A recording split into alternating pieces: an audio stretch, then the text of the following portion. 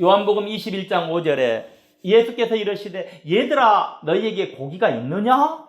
대답하되 없나이다. 예수께서 티베리아 바다에서 고기를 잡는 제자들에게 세 번째 나타나서 고기를 가져오라고 하십니다.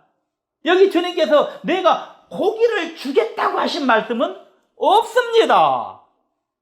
고기를 뭐하라? 가져오라고 명하시는 것입니다. 고기를 가져오라. 우리는 교회에 성도가 없다고만 얘기하지 말고 우리는 고기를 잡아서 주님께로 가져다 줄 수 있는 여러분들이 되어야 할 줄 믿습니다.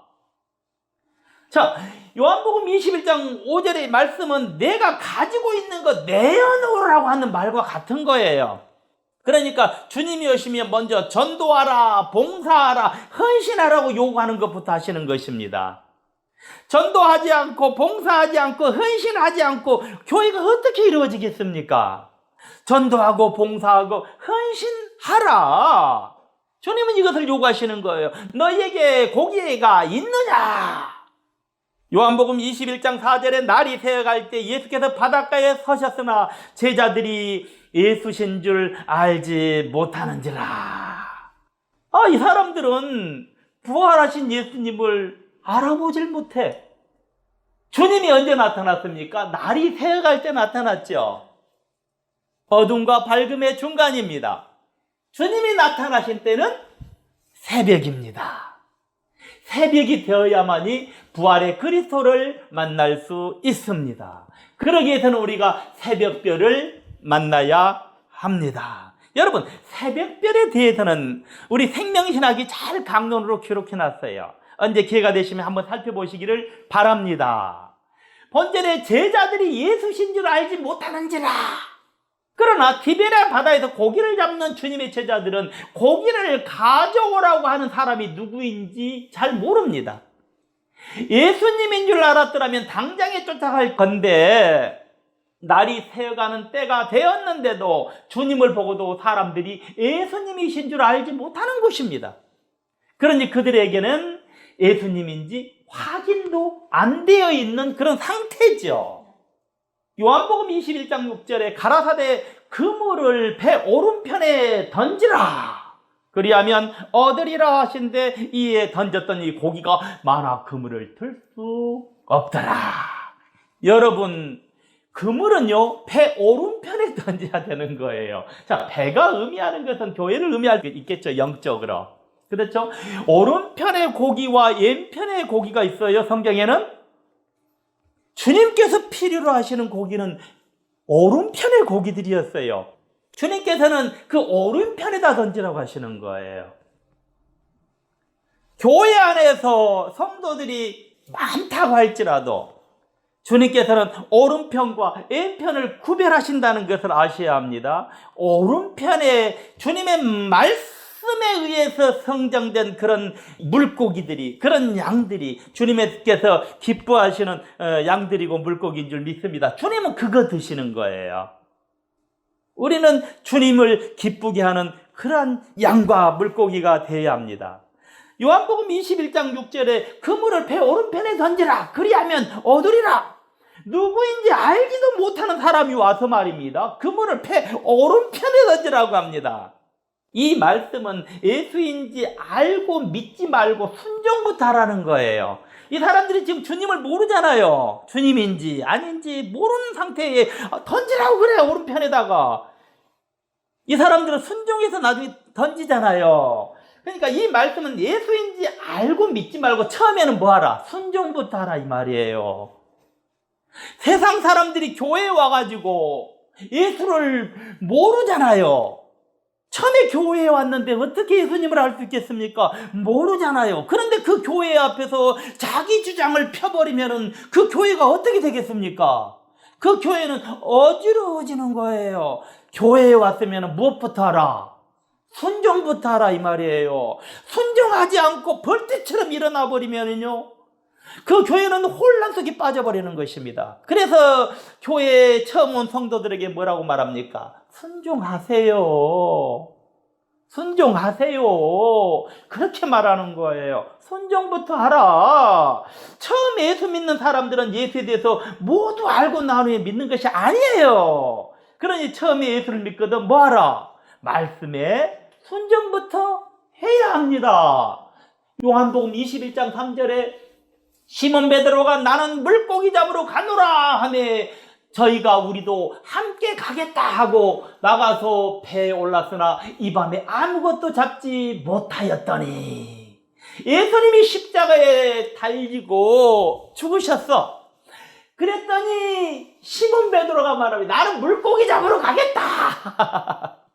그러니까 제자들 중에 저희가 우리도 함께 가겠다 하고 배에 올라서 디베랴에서 고기 잡는 거야. 그런데 이 밤에 아무것도 잡지 못했다. 베드로는 어부지요. 그렇죠. 베드로는 어부라서 고기를 잡는 능력을 가지고 있는 자예요. 그러니 바다에 대해서 고기에 대해서 잘 아는 지식을 가지고 있습니다. 베드로는 자기의 능력과 지식과 도구까지도 사용하고 있습니다. 이 도구라는 것은 뭐 배, 그물 이거죠. 그리고 그뿐만이 아닙니다. 저희가 우리도 함께 가겠다 했다고 그랬죠. 그러니까 베드로는 자기의 능력과 지식과 도구만 사용한 것이 아니라 더 나가서 물고기를 함께 잡을 동지도 있습니다. 그런데 어떻습니까? 밤이 새도록 고기를 잡았습니다. 그물을 던졌습니다. 결과 어떻습니까? 고기가 없습니다. 다시 말해서 자기의 능력, 자기의 지식, 자기의 도구, 그리고 동지들이 함께 했지만 결과가 없었던 것입니다. 결과가 없어. 주님께서는 자기의 사람들을 찾으시고 부르실 때는 꼭 이렇게 하시는 것입니다. 이것이 공식입니다. 밤새도록 던졌는데 어쩌다? 고기가 없어. 결과가 없어.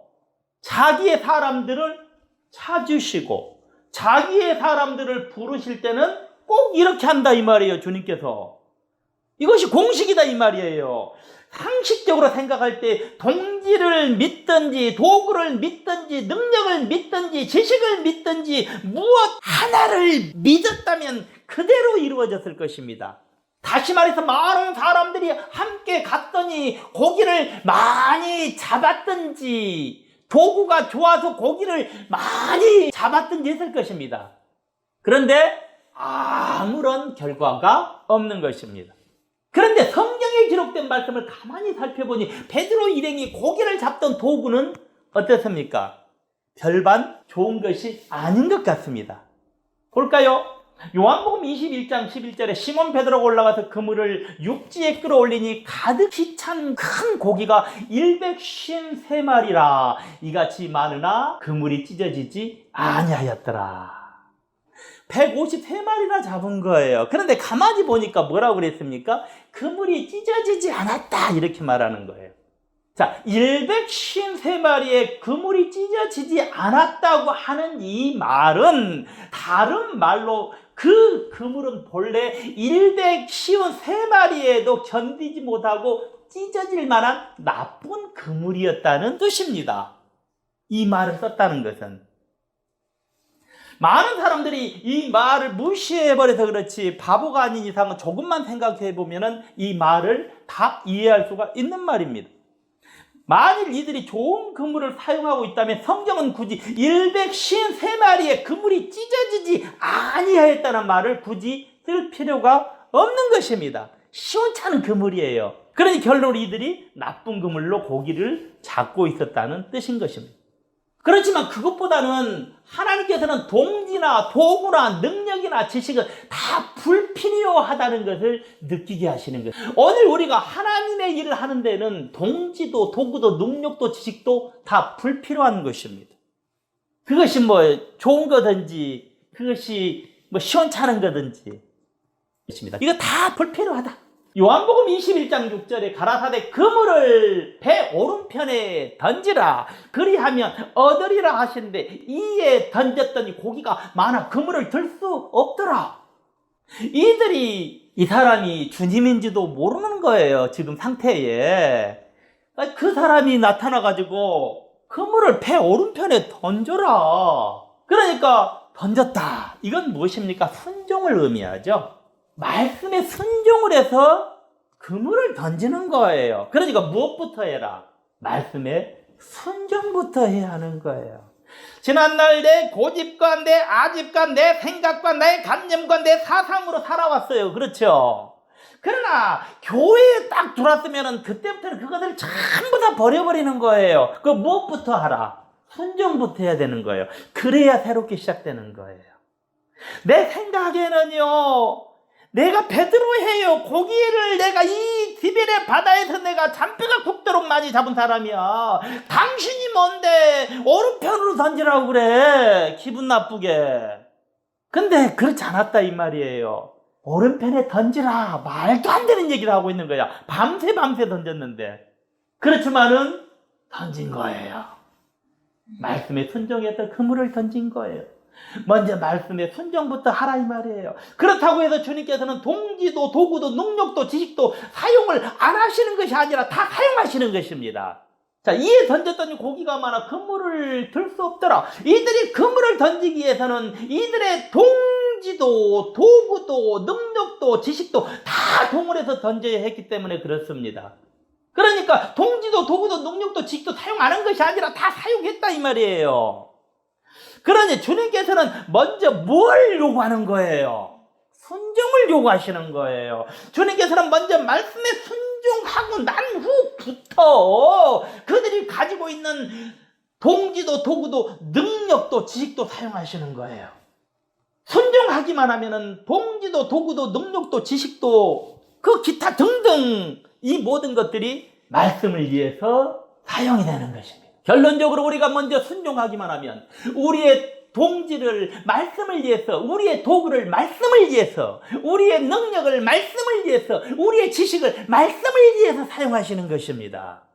순종이 빠져버리면 안 돼요. 그러니 우리가 먼저 순종하고 우리의 동지, 도구, 능력, 지식을 말씀을 위해서 사용해야겠습니다. 그럴 때 아름다운 거예요. 순종 없이 사용되면 안 되는 거예요. 그건 요란하기만 하고 시끄럽기만 하고 싸움만 나는 거예요.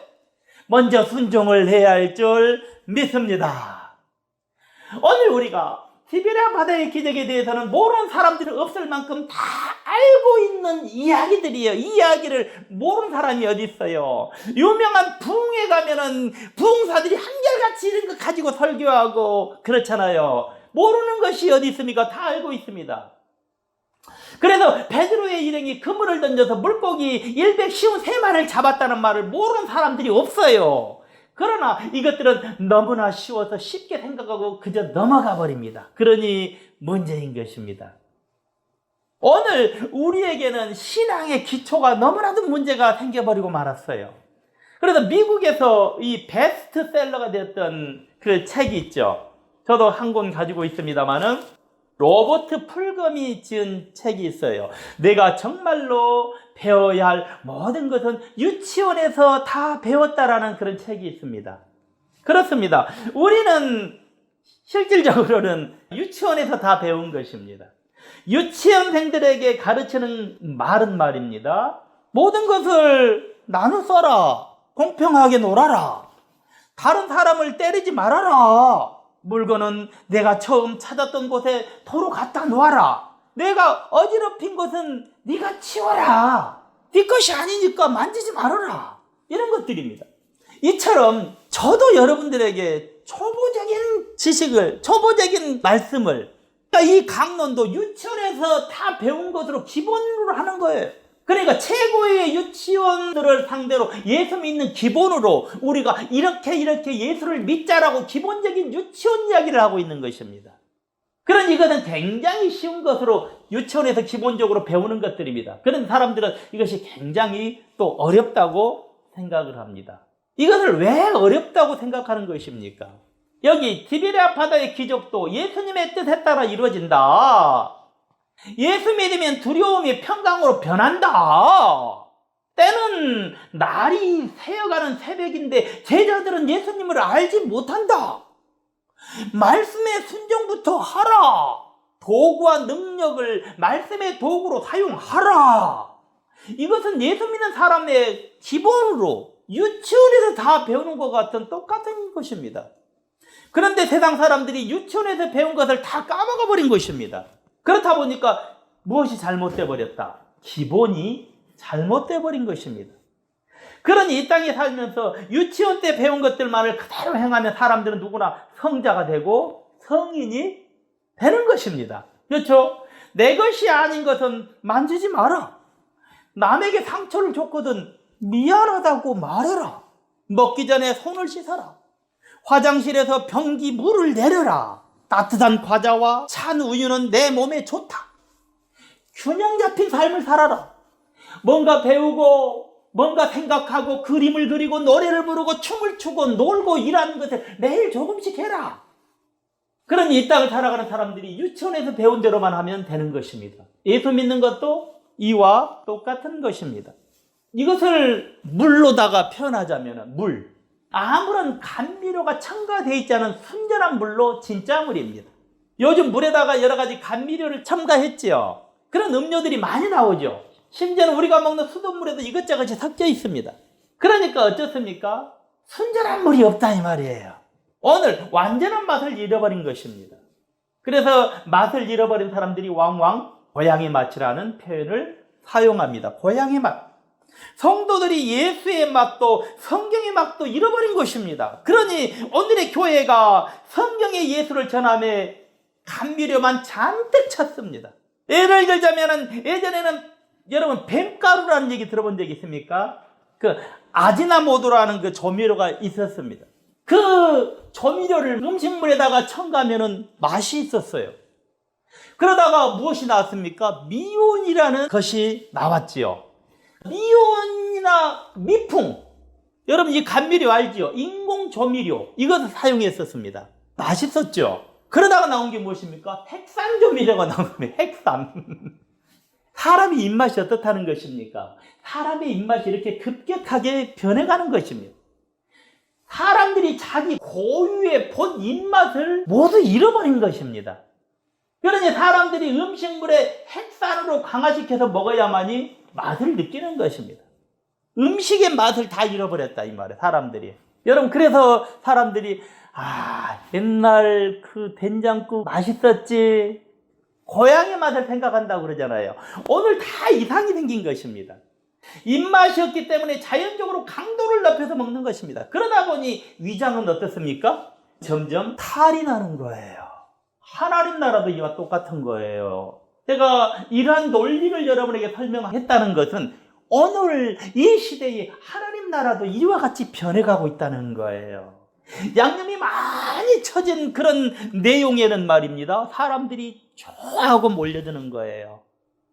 목사님의 경건한 외형의 모습, 목사님의 옥쟁반에 옥구슬 흘러가는 그러한 설교들, 아름다운 오케스트라가 있는 성가대의 모습, 경건과 거룩을 꾸며놓은 그 모습들, 그 가운데 주님이 계신 것 같고 성령께서 나에게 역사하는 것 같고 감각적으로 느껴지는 무엇인가가 찌릿찌릿하고 감동이 오고 그런 모습이 점점점 나타나고 있는 거예요.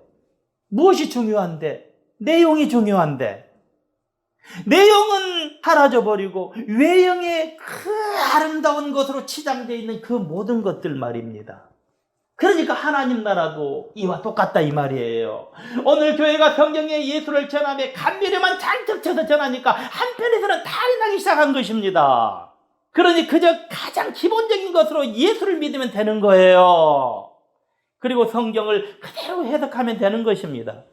그래서 사람들은 성경에다가 온갖 철학적인 미사여구를 그리고 온갖 문학적인 미사여구, 온갖 학술적인 미사여구를 붙이고 거기에 무슨 주의, 무슨 적등을 붙이고 이해하려고 합니다. 생전 들어보지도 못한 영국의 무슨 시골의 뭐뭐뭐시 영어로 꼬부랑 글씨로 막 써놓고 성도들이 기억도 못하는 사람의 인물을 들여놓고 그의 신앙의 업적을 말하는가 하면 그러나 미사여구를 넣지 말고 성경 그대로 강의하면 되는 것입니다. 미사여구를 넣지 않고 강의를 하면 처음에는 맛이 없지만 자꾸만 먹으면 어떻습니까? 구수한 맛이 있는 거예요. 우리가 예수를 이렇게 믿어야 합니다. 그래서 성경으로 돌아가야 합니다. 할렐루야. 우리는 성경으로 돌아가야 합니다. 예를 들어 교통법규에서 사람은 우측 통행만 하면 되는 것입니다. 그런데 위로 올라가 보면은 도로교통법이 나오고 자동차법이 나오고 상법이 나오고 보험법이 나오고 헌법이 나오고 국제법이 나오는 거야. 더 나가서 조약까지 나옵니다. 더 위로 올라가면 인간의 도덕의 기본 개념, 인간의 기본권 등 없는 것이 없어. 그냥 다 나와. 그냥 올라가면 올라갈수록 끝없이 복잡해지는 것입니다. 그렇다 보니까 본말은 티끌만 한데 온갖 것들이 가득 차 있는 것입니다.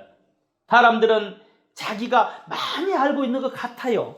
그렇지만 결론은 우측 통행만 하면 되는 것입니다. 제가 이 예를 드린 것은 무엇입니까? 신앙도 이와 같다는 것입니다.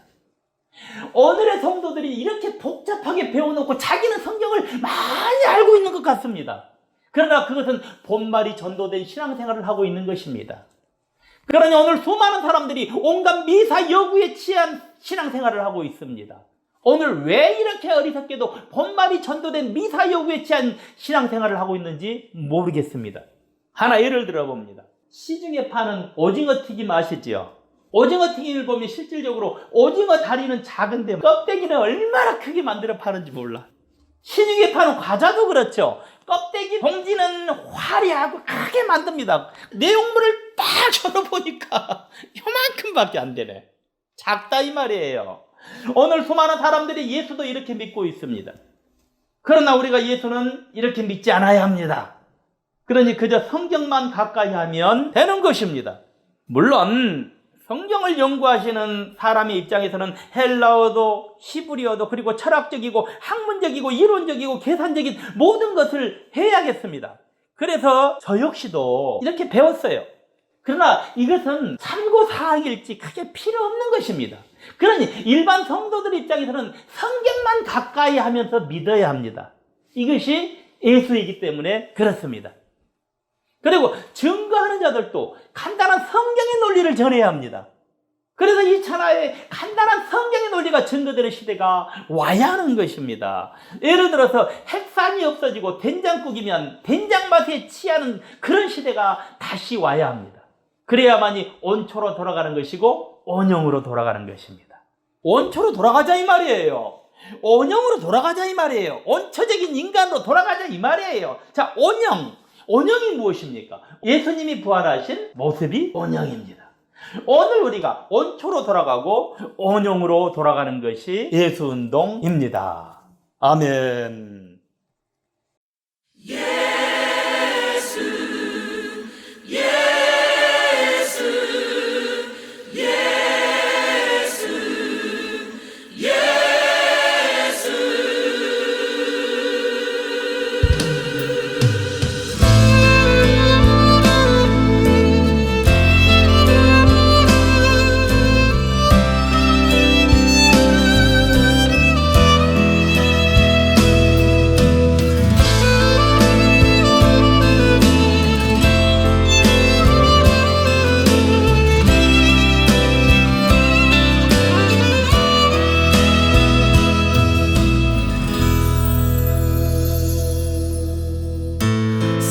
사랑하는 예수님,